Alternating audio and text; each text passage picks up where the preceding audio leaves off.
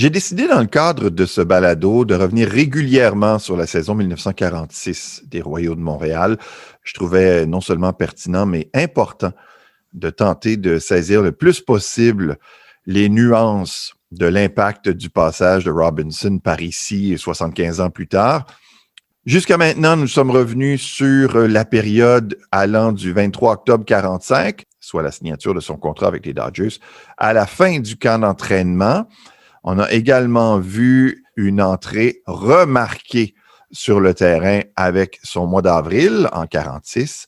Avant de revenir sur mai 46, j'avais envie de mieux saisir comment le joueur de balle de race noire était perçu sur les terrains au Québec.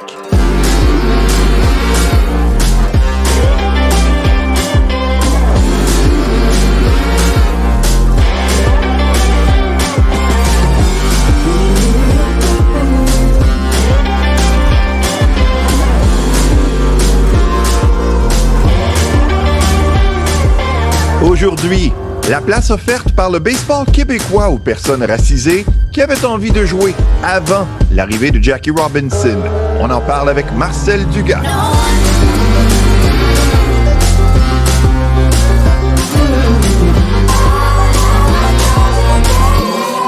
Marcel, je sais que c'est évident, mais en même temps, on dirait que ça m'a frappé depuis qu'on a commencé à échanger, toi et moi.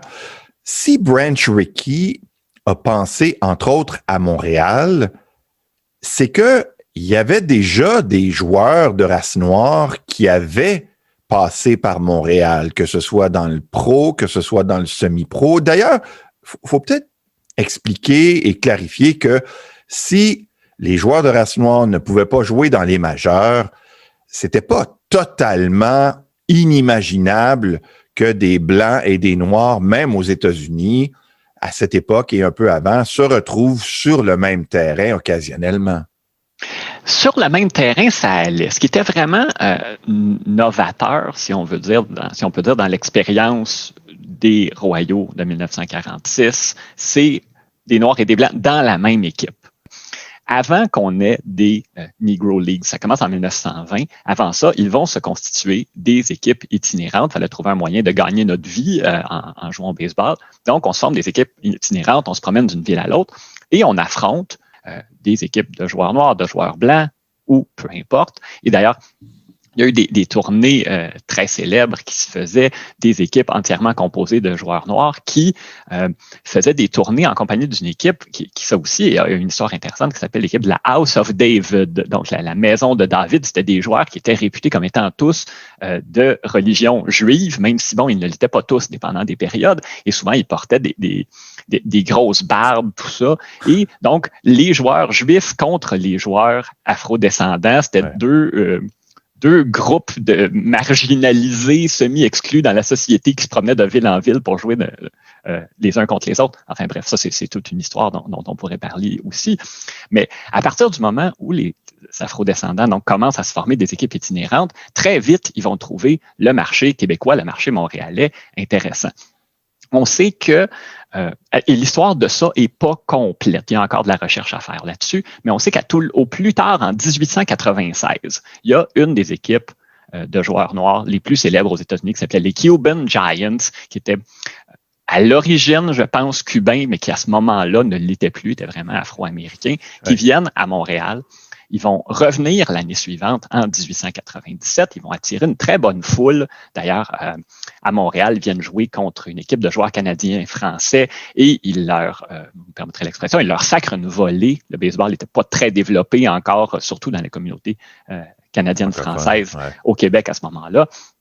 Et ce que les joueurs, ces équipes-là itinérantes faisaient très souvent, c'était de faire des pitreries, des acrobaties, toutes sortes de choses comme ça pour essayer de vendre leurs produits, pour essayer d'attirer des spectateurs, aussi pour essayer de diffuser par le rire des situations de tension qui pouvaient arriver. On arrive dans une ville qu'on connaît pas, par exemple Montréal, on bat l'équipe locale 15-0, on ne sait pas comment ça va passer nécessairement auprès du public.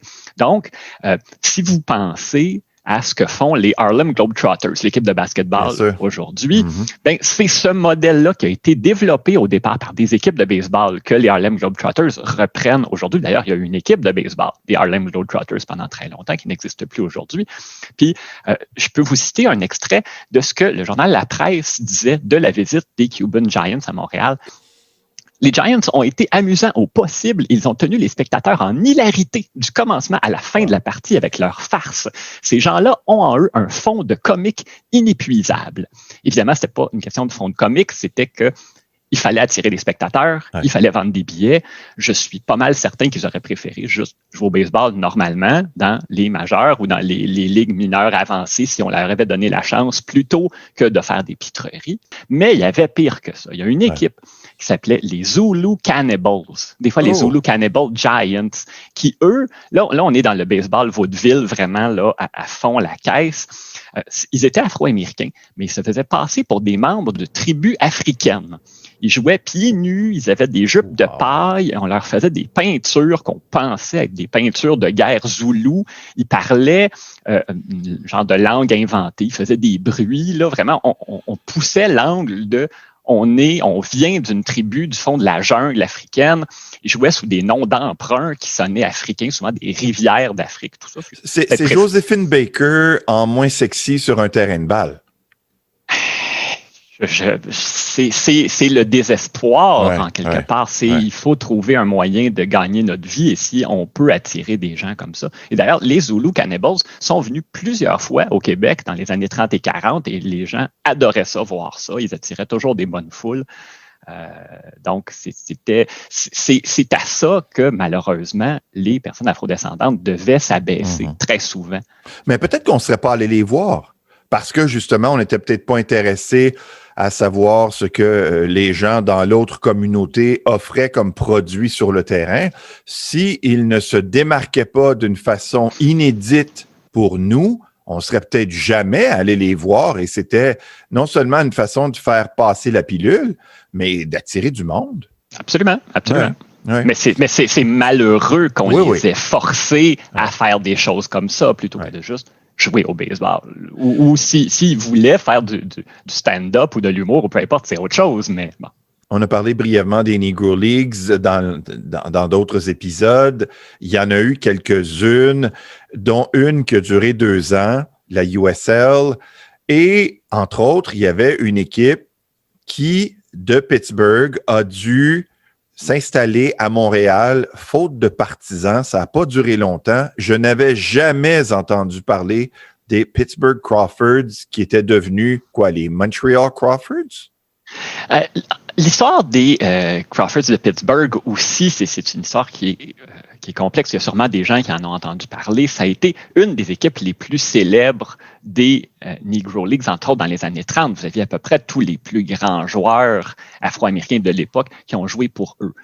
Mais les équipes partaient, venaient, naissaient, disparaissaient à l'époque. Et dans les années 1940, donc, il y a une nouvelle ligue de joueurs noirs qui s'appelle la United States League, donc qui est formée et on va créer une nouvelle version des Crawfords de Pittsburgh qui a peu à voir avec celle pour laquelle a joué Satchel Paige, etc. dans les années 30. Ouais. Et eux, effectivement, sont venus jouer au Québec en 1945, donc l'année avant l'arrivée de Jackie Robinson. Et il faut le dire, Branch Rickey était effectivement mêlé à cette ligue, cette United States Negro League. Donc, les envoyés à Montréal, il y avait probablement quelque chose d'un ballon d'essai au Québec dans les années 20 et 30. On a eu des équipes complètes de joueurs afro-américains qui jouaient dans des ligues semi-professionnelles québécoises, la Ligue de la Cité de Montréal, différentes versions de la Ligue provinciale, ont eu des équipes complètes de joueurs afro-américains qui venaient passer des mois ici, faisaient partie du calendrier, étaient dans le classement, tout ça. Donc, c'est une longue tradition pour les Montréalais d'aller voir des matchs où on a des équipes complètes de joueurs afro-américains. Donc, quand les Crawfords arrivent en 1945, on est très habitué à voir ça. Et en 1946, donc l'année suivante, effectivement, les Crawfords ont été prêtés à la province de Québec. Ils venaient avec une autre équipe, très souvent une autre des équipes de la United States League. Voilà.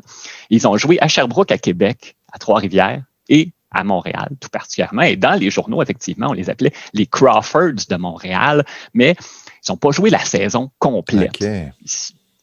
Par contre, il y a eu au moins une nouvelle dans les journaux qui a été publiée comme quoi Montréal, de même que Québec et Toronto, auraient pour 1947 une équipe dans la nouvelle United States Negro League qui serait rebaptisée la International Negro League. Donc, on aurait pu avoir deux équipes de joueurs professionnels entièrement noirs qui représentaient les villes de Montréal et Québec en 1947. La Ligue a fermé à ce moment-là.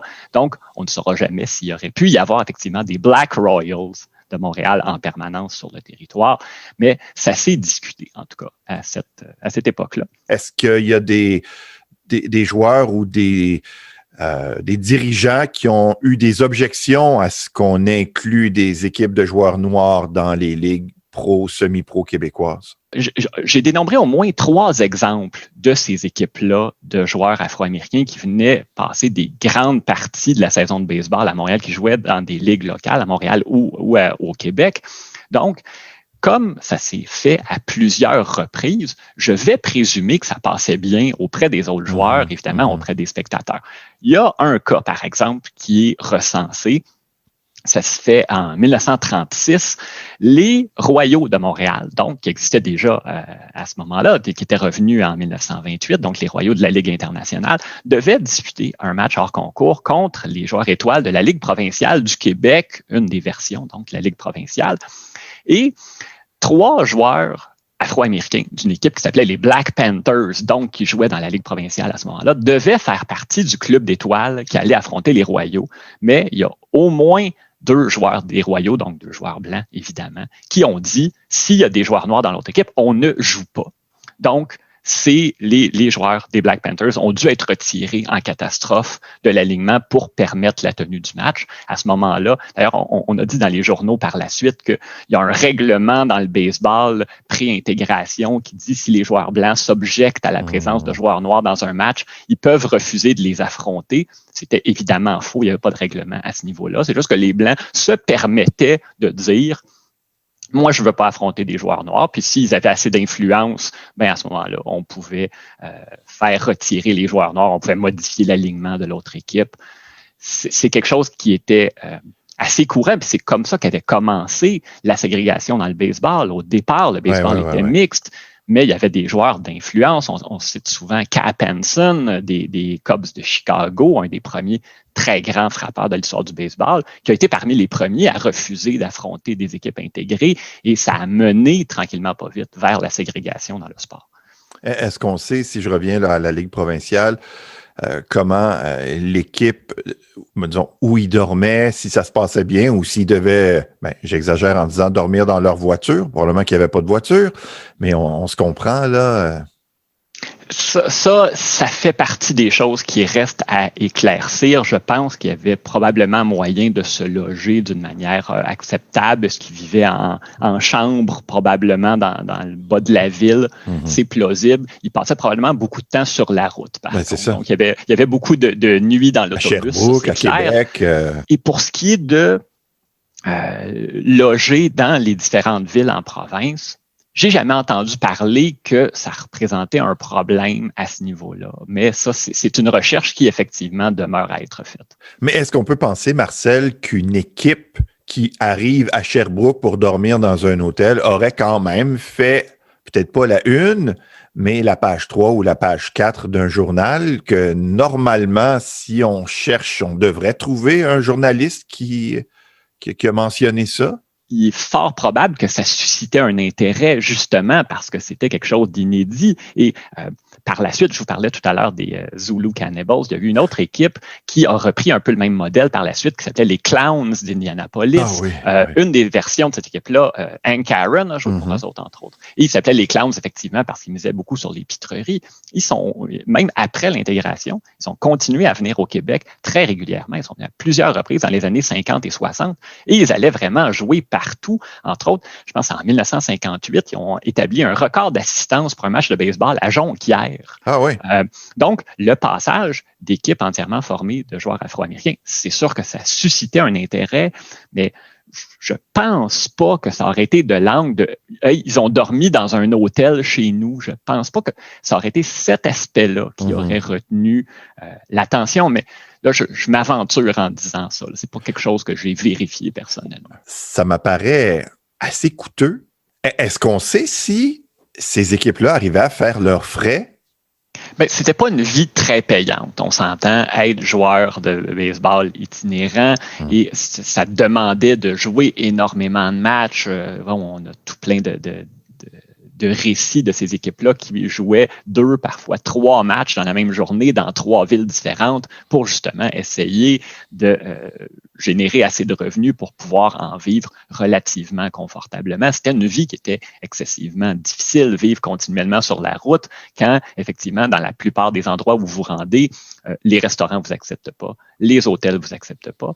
Et bon, dans le cas spécifique de ces équipes-là qui venaient au Québec, celles qui étaient assez bien établies, probablement demandaient d'avance une somme forfaitaire pour pouvoir jouer le match, mais vous êtes toujours sujet à est-ce que vous allez attirer des spectateurs ou non? Il y a eu des matchs qui ont été joués par les Crawfords de Pittsburgh en 1946, un match à Sherbrooke devant à peu près 100 personnes, une journée où il faisait mauvais.